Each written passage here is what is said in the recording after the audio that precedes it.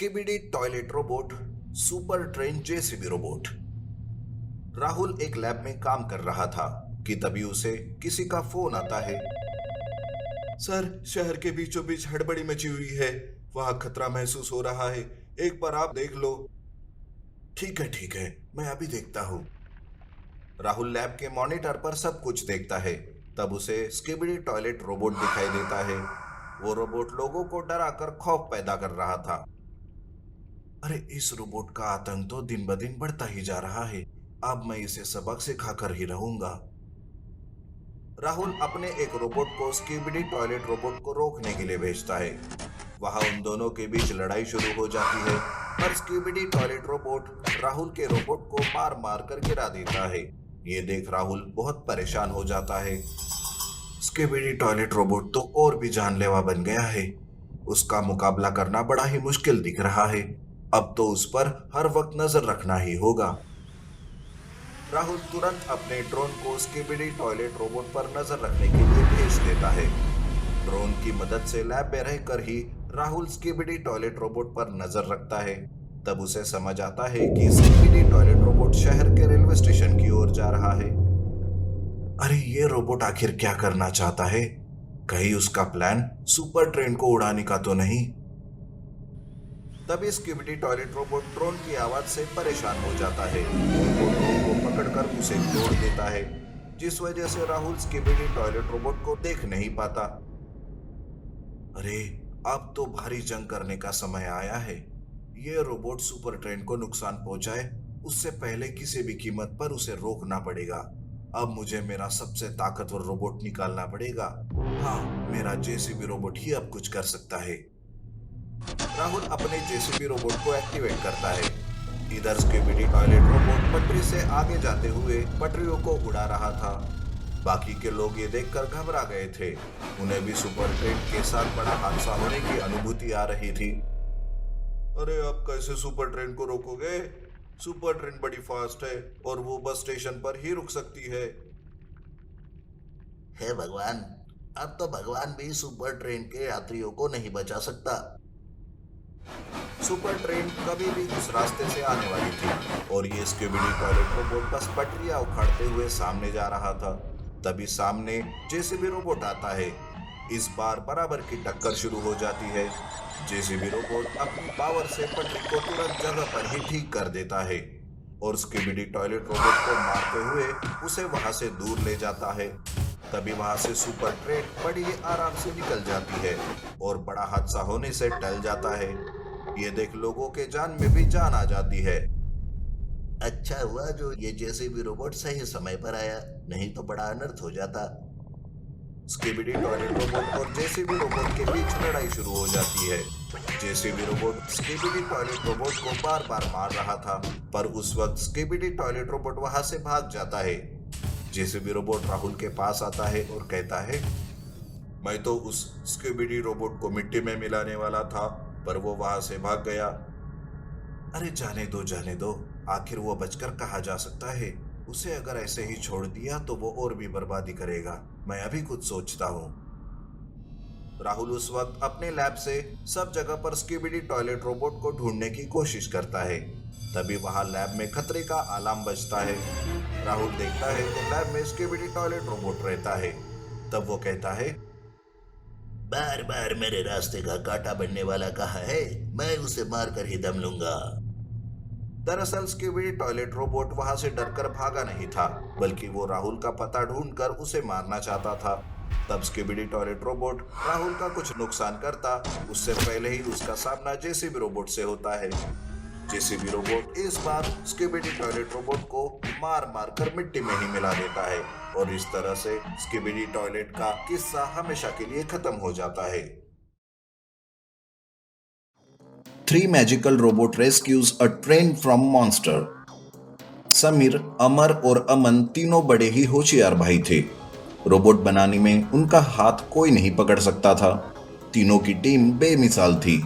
बड़े से बड़े कंपटीशन और डील उन्होंने बड़ी आराम से जीत ली थी।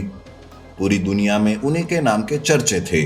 जितनी उनकी वाहवाही होती उतने ही ज्यादा उनके दुश्मन भरे पड़े थे, जो उन तीनों की कामयाबी पर उनसे जलते थे।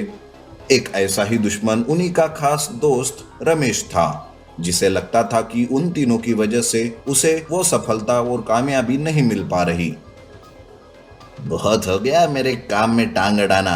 अब इन तीनों को इनकी असली जगह दिखाने का वक्त आ गया है। मेरा मॉन्स्टर अब पूरी तरह से तैयार है। अब इन तीनों के रोबोट मेरे मॉन्स्टर के सामने मिनट भर भी नहीं टिक पाएंगे। उन्होंने मुझसे अपने रोबोट्स की सारी खासियत शेयर की, जो कि बहुत बड़ी गलती है। उसी को ध्यान में रखते हुए मैंने इस मॉन्स्टर को बनाया है।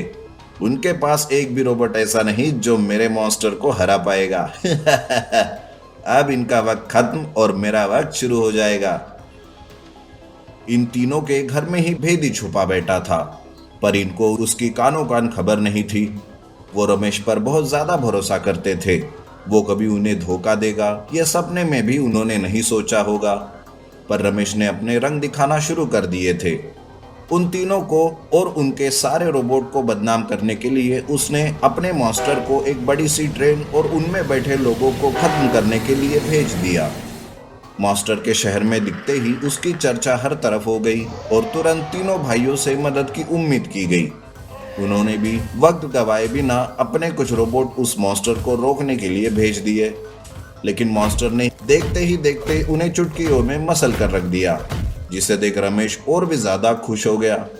उसे पूरा यकीन था कि कोई भी रोबोट उसके मॉन्स्टर के सामने टिक नहीं पाएगा और ना ही वो उस ट्रेन को बचा पाएंगे। तभी तीनों भाई आपस में बातें करते हैं। अमन कहता है, ये क्या, इसने तो एक एक करके हमारे सारे रोबोट बर्बाद कर दिए। अगर ऐसा ही चलता रहा तो हमारा भारी नुकसान हो जाएगा। नुकसान की चिंता मत करो, लोगों के बारे में सोचो। अगर उस मॉन्स्टर ने ही उन लोगों को खुश किया तो हम खुद को कभी माफ नहीं कर पाएंगे। मुझे लगता है अब हमें उन तीनों को बाहर निकालना ही पड़ेगा। यही सही मौका है उन्हें दुनिया के सामने लाने का। क्या कहते हो भाइयों? आज तक उन तीनों के बारे में हम तीनों के अलावा किसी को भी नहीं पता, रमेश को भी नहीं। लेकिन आज सारी दुनिया उन तीनों के बारे में जान जाएगी। बिना वक्त गवाए उन तीनों को वहां भेज दो। अब वही उस मॉन्स्टर को रोककर उस ट्रेन को और उसमें फंसे लोगों को बचा सकते हैं। बाकी दो भाई भी समीर की बातों से सहमत हो गए और तीनों तुरंत एक स्पेशल रूम में चले गए, जहां पर 3 अलग अलग कैबिनेट रखे हुए थे। तीनों ने अपने हाथों को और आंखों को स्कैन करके एक एक कैबिनेट खोला। कैबिनेट खुलते ही उन तीनों की आंखें चमक उठी। उन तीनों का सबसे बड़ा आविष्कार उनकी आंखों के सामने था, 3 मैजिकल रोबोट्स। अमन कहता है, इन तीनों को देखते ही मेरा सीना गर्व से चौड़ा हो जाता है। हमारे बच्चे और उस मॉन्स्टर के बाप, देखो अब ये कैसे उसे उसकी नानी याद दिलाते हैं।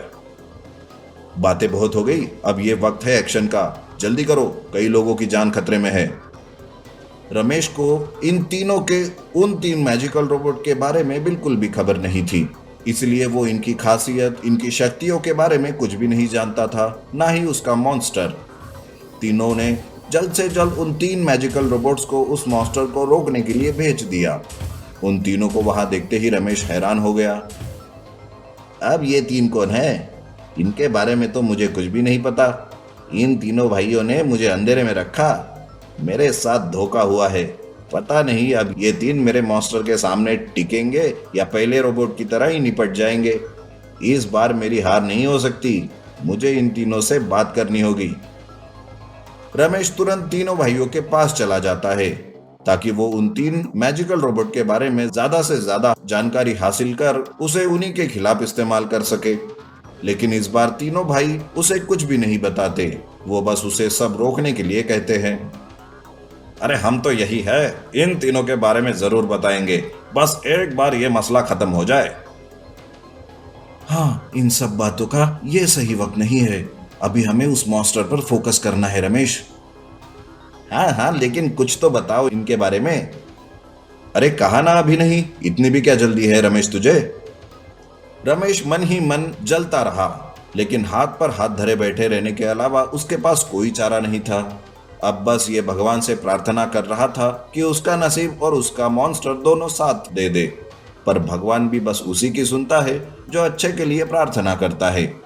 वो तीनों मैजिकल रोबोट मॉन्स्टर के सामने जा पहुंचे। तीनों के तीनों ने उस मॉन्स्टर पर हमला कर दिया। उनकी भीड़ इतनी ज्यादा थी कि मॉन्स्टर बौखला गया और उसी का फायदा उठाते हुए तीनों ने एक साथ आग की बरसात उस मॉन्स्टर पर कर दी, पर मॉन्स्टर जैसे तैसे उससे बच गया। मॉन्स्टर को कुछ समझ में नहीं आ रहा था उन तीनों पर कैसे हमला करे। तीनों बहुत ज्यादा स्मार्ट और पावरफुल थे।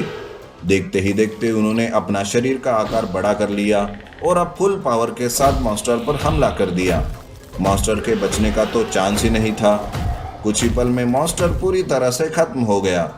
उसको खत्म होते ही तीनों भाई भी उसकी जांच पड़ताल करने लगे। पास में रमेश भी उनके साथ में ही था। ओह शिट, मैं फिर से इनसे हार गया। अब कहीं मेरी असलियत का पता ना चले इनको। अरे जरा इस मॉन्स्टर के पार्ट्स को तो देखो, ये कहीं देखे जैसे लग रहे हैं। अरे ये तो हमारे ही बनाए हुए पार्ट्स है जो हमने रमेश को दिए थे। रमेश, ये सब क्या है? अब रमेश के सामने अपनी गलती मानने के अलावा कोई रास्ता नहीं बचा था, इसलिए वो उन्हें अपनी सच्चाई बताता है कि कैसे जलन की वजह से और बार बार हारने का दुख सहन करने की वजह से उसने ये कदम उठाया था। उसकी बातें सुनकर तीनों भाइयों को बहुत अफसोस हुआ, पर रमेश को उसके किए की सजा मिलना भी जरूरी था, इसलिए उसे तुरंत पुलिस के हवाले कर दिया। तो दूसरी ओर तीनों मैजिकल रोबोट और उन तीनों भाइयों की चारों तरफ तारीफ होने लगी।